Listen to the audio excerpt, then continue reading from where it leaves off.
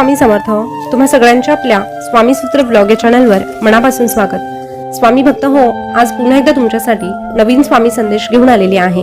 आजचा स्वामी संदेश शेवटपर्यंत आवर्जून ऐका, कारण प्रत्येक स्वामी संदेश तुम्हाला जगण्यासाठी प्रेरणा देणार आहे. स्वामी नेहमी आपल्या सोबत वावरत असतात, हा अनुभव तुम्हाला देखील असेल. कारण स्वामी हसतात, स्वामी बोलतात आणि आपली भक्ती खरी असेल तर स्वामी सदैव आपल्यावर कृपाही करतात. आपली भक्ती खरी असेल तर स्वामी सदैव आपल्यावर कृपा देखील करतात. आणि म्हणूनच अशा या प्रेमळ आणि दयाळू स्वामींना एकच सांगावंसं वाटतं की जोडून या कर चरणी ठेवी याला माथा, जोडून या कर चरणी ठेवी याला माथा, परिसावी विनंती माझी सद्गुरुनाथा, परिसावी विनंती माझी सद्गुरुनाथा.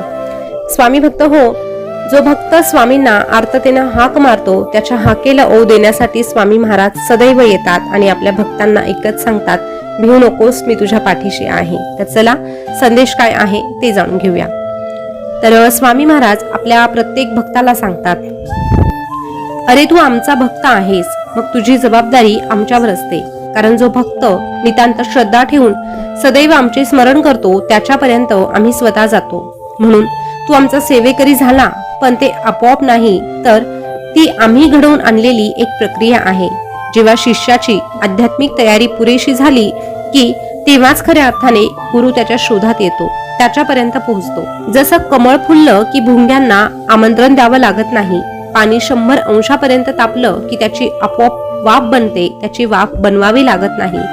त्याचप्रमाणे शिष्य भक्तीमध्ये परिपक्व झाला की गुरुला त्याच्यापर्यंत जावं लागतं, शिष्याला गुरुपर्यंत यावं लागत नाही. गुरु अशा वेळेस त्या भक्ताला नाकारू शकत नाही. म्हणून तुला सांगतो, तुझी योग्यता सिद्ध करताना तुझ्या विश्वासाची खरी परीक्षा होत असते. म्हणून दुःख आलं तर खचू नकोस, संघर्ष वाट्याला आला म्हणून मागे हटू नकोस. तू फक्त आमच्यावर विश्वास ठेवून एक एक पाऊल पुढे टाकत राहा. जेव्हा जेव्हा तू एक एक पाऊल पुढे टाकणार आहे तेव्हा तुझ्या सोबत आम्ही देखील चालणार आहे. इतका जरी तुझा विश्वास आमच्यावर असेल तर तुझ्यासाठी प्रत्येक वाट ही अगदी सोपी होऊन जाणार आहे. अरे तुझ्या आजूबाजूला कितीही गोतावळा असू दे, पण त्या गोतावळ्यात तुला गरज लागल्यानंतर पळ काढणारे आणि वाईट काळात तुला टोमणे मारणारे भेटतच असतात, ठाऊक आहे आम्हाला. म्हणून तुला सांगतो, जर तुला वाईट काळात कोणी साथ देणारा नसेल तर तुझा हा गुरु तुझ्यावर कायम लक्ष ठेवून असतो. तुझ्या मदतीसाठी तुझी ही गुरुमाऊली सदैव तत्पर असते. म्हणूनच तू आमच्या सानिध्यात रमायला शिक, तुला परत कुणाचीही गरज भासणार नाही.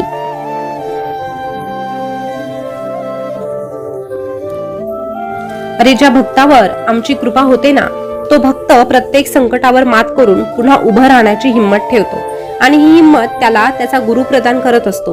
आणि तुझा गुरु आम्ही आहोत, हा ब्रह्मांड नायक आहेत. म्हणून तुला सांगतोय, गुरु करा, ज्याने गुरु नाही केला त्याचा जन्म वाया गेला, ज्याने गुरु नाही केला त्याचा जन्म वाया गेला.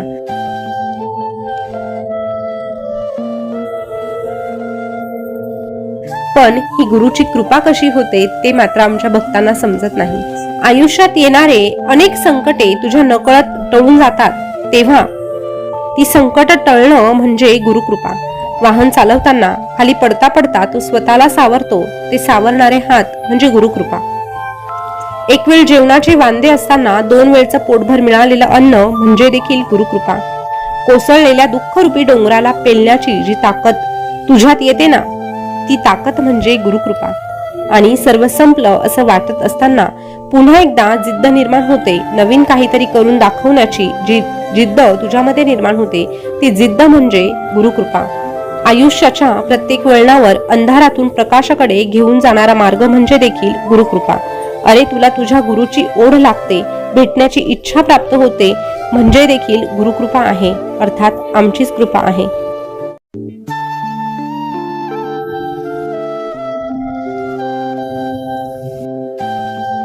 म्हणून तुला सांगतोय, तू घाबरू नको, तू फक्त तुझ्या गुरुचं नाव तुझ्या मुखात ठेव.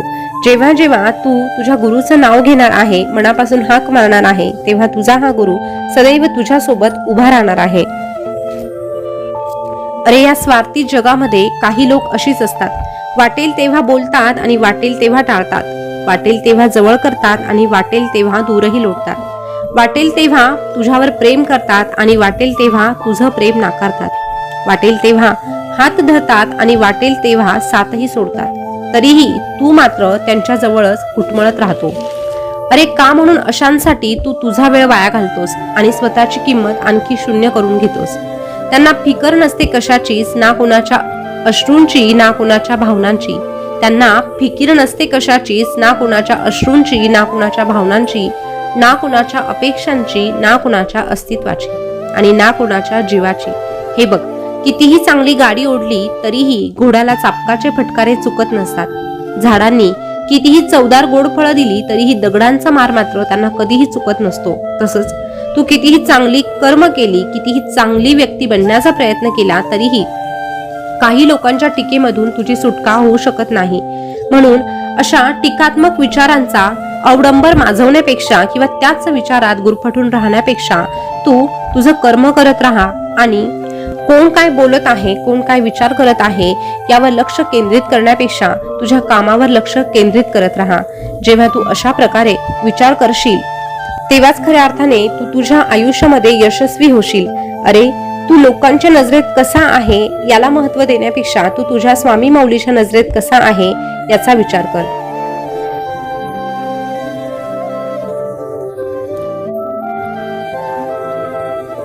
जेव्हा जेव्हा तू आमच्या दरबारात येतो, आमच्याकडे बघतो, तेव्हा तुझ्या डोळ्यामध्ये अपराधीपणाची भावना तर दिसत नाही ना, हेच आम्ही पाहत असतो. आणि जो भक्त निडरपणे अगदी स्वच्छ मनाने आमच्याशी संवाद साधू शकतो असाच भक्त आम्हाला प्रिय असतो.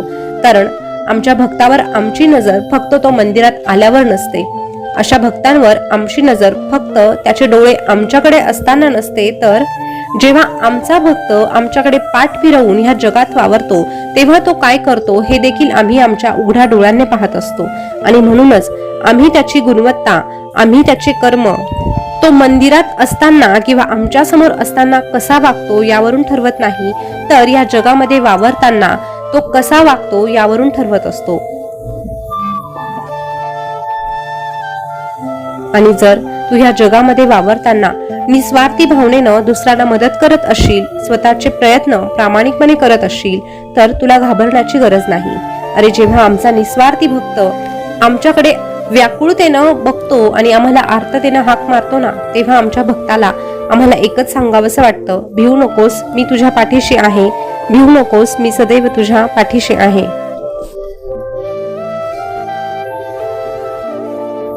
स्वामी भक्त हो, आजचा स्वामी संदेश तुम्ही ऐकला असेल तर आजचा संदेश तुम्हाला कसा वाटला कमेंट करून नक्की कळवा. असेच नवनवीन स्वामी संदेश तुम्हाला ऐकायला आवडत असेल तर आपल्या स्वामी सूत्र ब्लॉग या चॅनलला सबस्क्राईब करा. त्यासोबतच शेजारचं बेल बटन प्रेस करून ठेवा, जेणेकरून नवीन आलेला संदेश सगळ्यात अगोदर तुमच्यापर्यंत पोहोचेल. पुन्हा भेटूया नवीन स्वामी संदेश घेऊन. तोपर्यंत स्वस्थ रहा, मस्त रहा आणि आपले स्वामी संदेश ऐकत रहा. धन्यवाद.